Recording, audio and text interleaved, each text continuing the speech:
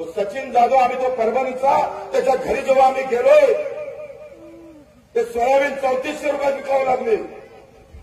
3400 रुपयात.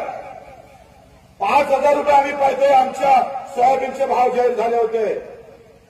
खरेदी केंद्रात 5000 रुपयाने घ्यायला पाहिजे होते, पण पैसा भेटत नाही. एक वर्ष त्यानं व्यापाऱ्याला विकले आणि व्यापाऱ्यानं अर्धे पैसे दिले नाही. तो तक्रार करायला गेला. व्यापाऱ्यानं फोन केला. ठाणेदार त्याच्या बाजूने उभा राहिला. पैसों के साथ यहाँ पैसा और सत्य का खेल है. तुम्हारा कहीं गेम नहीं लग सकता. येता येता चीड मनात आली. संताप होता. पॉयझनची बॉटल घेतली. सचिन जाधव आत्महत्या करून रस्त्यात गेला. त्याची बायको 7 महिन्याची गर्भवती होती. 7 महिन्याची.